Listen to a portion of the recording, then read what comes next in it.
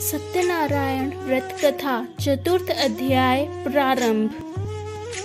सूत जी बोले, साधु वैश्य ने प्रथम मंगल विधान कर यात्रा की तथा वह ब्राह्मणों को धन देकर अपने नगर को चला। उन वैश्यों की थोड़ी दूर पहुंचने पर सत्यनारायण प्रभु ने जिज्ञासा की कि तेरी नाव में क्या भरा है। मदोन्मत्त वैश्यों ने हंसकर कहा, हे दंडिन, आप क्यों पूछते हैं? क्या आप रुपया लेने की इच्छा करते हैं? हमारी नौका में लता पत्र भरे हैं। भगवान ने ऐसे कठोर वचन सुनकर कहा, तुम्हारा कहना सत्य हो। भगवान दंडी ऐसा कहकर तुरंत उसके पास से हट गए और थोड़ी दूर जाकर समुद्र के तीर पर बैठ गए। दंडी सन्यासी के चले जाने पर वैश्य ने संध्या आदि कर्म किया।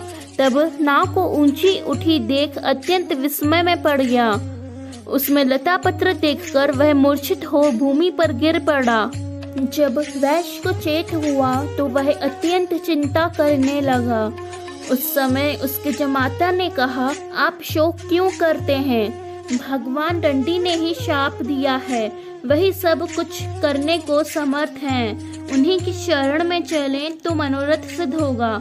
वैश्य जमाता के वचन सुनकर तुरंत ही भगवान दंडी के निकट गया और उनको देख भक्ति भाव से प्रणाम कर आदर से कहने लगा, मैंने जो कुछ आपके सामने कहा था सो क्षमा करें। यूं बारंबार कहता हुआ शोक से व्याकुल हो गया। उसको रुदन करते देख दंडी स्वामी ने कहा, हे वैश्य, रुदन मत करो, मेरे वचन को सुनो। मेरी आज्ञा तथा पूजा से बहिर्मुखी हो जाने से हे दुर्बुद्धे, तुझे बारंबार दुख हुआ। भगवान के ऐसे वचन सुनकर वैश्य स्तुति करने लगा, हे प्रभु, आपकी माया से ब्रह्मादि देवता भी मोहित होकर आपके गुण और रूप को नहीं जान सके, तो आपकी माया से मोहित मैं कैसे आपको जान सकता हूँ। अब आप प्रसन्न हो, मैं आपकी अपने वित्तानुसार पूजन करूँगा। मेरी नाव को पहले की तरह धन से पूर्ण करें और आप मुझ शरणागत की रक्षा भी करें। ऐसी भक्ति युक्त वाणी सुनकर जनार्दन भगवान विष्णु प्रसन्न हो गए। मनोवांछित वरदान देकर भगवान तत्काल वहां से अंतर्धान हो गए। तदंतर वैश्य नाव के ऊपर चढ़कर नाव को धन से भरी देखा। वैश्य ने कहा, सत्यनारायण जी की कृपा से मेरा मनोरथ सफल हो गया।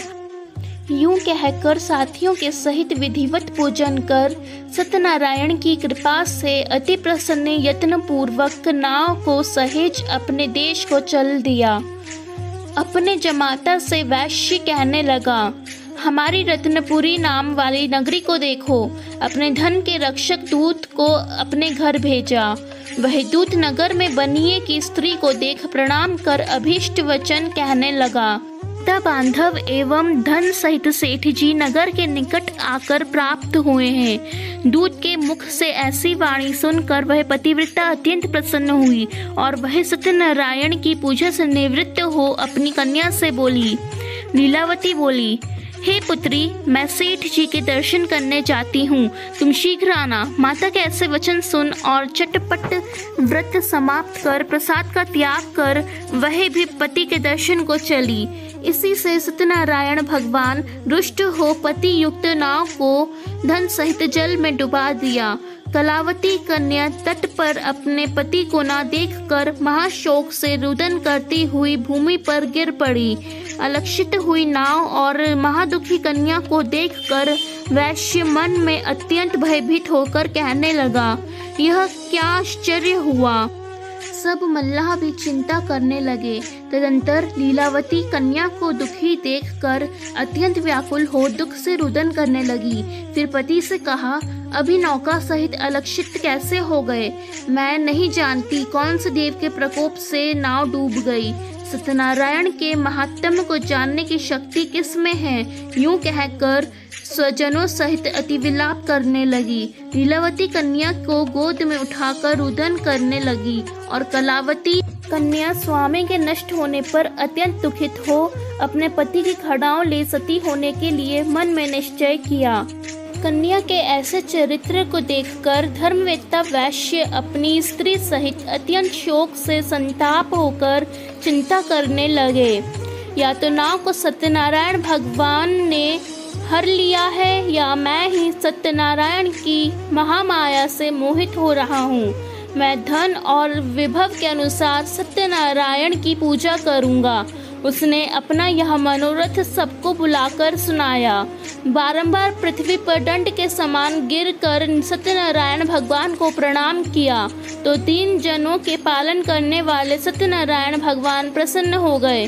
भक्तों के पालन करने वाले भगवान ने साधु को आकाशवाणी द्वारा कहा, तेरी कन्या प्रसाद का परित्याग कर अपने पति को देखने चली आई है। इसी कारण इस कन्या का पति अलक्षित हो गया है। यदि यह घर जाकर प्रसाद को भक्षण कर फिर आए तो हे वैश्य, तेरी कन्या का पति मिल जाएगा। कन्या ने आकाश मंडल से ऐसा वचन सुना, तुरंत घर पर जा प्रसाद का भक्षण कर फिर लौटकर आई तो उसने पति को देखा। कलावती कन्या ने पिता से कहा, हे पिताजी, अब घर चलें, विलंब क्यों करते हैं। कन्या के ऐसे वचन सुन सेठ जी विधान पूर्वक सत्यनारायण भगवान का पूजन कर बंधुगणों सहित अपने निवास स्थान को गए। वार्णिक पुत्र संतुष्ट हो पौर्णमासी और संक्रांति को सदैव सत्यनारायण का पूजन करने लगा। श्री सत्यनारायण की कृपा से इस लोक में सुख भोग कर अंत में वैकुंठ को चला गया। 4था अध्याय समाप्त। बोलो सत्यनारायण भगवान की जय। 5वां अध्याय प्रारंभ। सूत जी ने कहा, हे मुनि श्रेष्ठ, इसके अनंतर और भी कथा वर्णन करता हूँ, तुम सुनो। प्रजा का पालन पोषण करने में निरत एक तुंगध्वज नाम का राजा था। उसने भी सत्यनारायण के प्रसाद का त्याग कर दुख पाया था। एक समय वह वन में गया और बहुत प्रकार के पशुओं को मारकर बरगद के नीचे बैठकर देखा कि भक्ति भाव से संतुष्ट भरपूर बांधवों सहित ग्वाले सत्यनारायण का पूजन कर रहे हैं। उसी समय राजा अपने अहंकार से पूजन देखकर भी समीप नहीं गया और प्रणाम भी नहीं किया। सब लोग सत्यनारायण के प्रसाद को राजा के निकट रखकर इच्छानुसार प्रसाद भक्षण करने लगे, परंतु राजा उस प्रसाद का परित्याग कर अपने घर चला गया। उसके 100 पुत्र तथा जो धन धान्य अधिक था सब नष्ट हो गया। राजा ने अपने मन में विचार किया कि सत्यदेव ने ही धन और मेरे पुत्रों को नष्ट किया है, यह ठीक निश्चय है, तो अब वहीं चलना चाहिए जहाँ सत्यनारायण का पूजन हो रहा था। मन में ऐसा निश्चय कर वह ग्वालों के समीप गया। वहाँ भक्ति और श्रद्धा से ग्वालों के साथ उस राजा ने विधि पूर्वक सत्यनारायण देव का पूजन किया। वह सत्यदेव की कृपा से पुनः धन तथा पुत्रों से युक्त हो गया। इस लोक में सुख भोग अंत समय वैकुंठ को चला गया। जो परम दुर्लभ सत्यनारायण के व्रत को करता है और भक्ति युक्त हो इस फलदायिनी कथा को सुनता है, उसे सत्यनारायण की कृपा से धन धान की प्राप्ति होती है। दरिद्र को धन की प्राप्ति और बंधन में बंधे प्राणी बंधन से विमुक्त होते हैं। भयभीत पुरुष भय से छूट जाते हैं, इसमें संदेह नहीं। व्रतकर्ता और श्रोता संसार में मनोअभिलषित पदार्थों को भोगकर मृत्यु के बाद सत्यलोक चले जाते हैं। हे ब्राह्मणों, मैंने तुमसे सत्यनारायण व्रत का वर्णन किया। इसके करने से मनुष्य समस्त दुखों से मुक्त हो जाता है। सत्यनारायण की पूजा कलयुग में विशेष फलदायिनी है। भगवान को कोई काल, कोई सत्य, कोई ईश, कोई सत्यनारायण, कोई सत्यदेव कहेंगे। इस प्रकार अनेक रूपों को धारण कर भगवान सबके मनोरथ पूर्ण करते हैं। कलयुग में सत्य रूपी भगवान का अवतार होगा। जो मनुष्य कथा का पाठ करते हैं या श्रवण करते हैं, सत्यनारायण की कृपा से उनके पाप नष्ट हो जाते हैं। सूत जी ने कहा, हे मुनीश्वरों, पहले जिन लोगों ने सत्यनारायण का व्रत किया है उनके दूसरे जन्मों का वृत्तांत कहता हूँ। दूसरे जन्म में शतानंद परम बुद्धिमान सुदामा नाम का ब्राह्मण हुआ। उसने श्री कृष्ण का ध्यान कर मोक्ष पाया। काष्ठभार वाहक जो भिल था वह गुहराज निषाद हुआ। उस जन्म में श्री रामचंद्र जी का भजन कर वह मोक्ष को प्राप्त हुआ। उल्का मुख राजा दूसरे जन्म में महाराज दशरथ हुए, जो रंगनाथ का पूजन कर वैकुंठ को गए। साधु नामक वैश्य भी सत्य प्रतिज्ञ मूर्धध्वज नाम का राजा हुआ, जो आरंभ से स्त्री पुत्र द्वारा आधे शरीर को चीर कर मोक्ष को प्राप्त हुआ। तुंगध्वज राजा स्वयंभू मनु हुए, जो भगवान संबंधी कर्म कर वैकुंठ को प्राप्त किए। जो मनुष्य सत्यनारायण की कथा कहता अथवा श्रवण करता है, वह सांसारिक बंधनों से मुक्ति पा जाता है। इसमें कुछ संदेह नहीं करना चाहिए। 5वां अध्याय समाप्त। बोलो सत्यनारायण भगवान की जय। हम भगवान सत्यनारायण की पूजा पूरी श्रद्धा भक्ति से करते हैं तो भगवान शीघ्र ही प्रसन्न होते हैं और मनोवांछित फल देते हैं।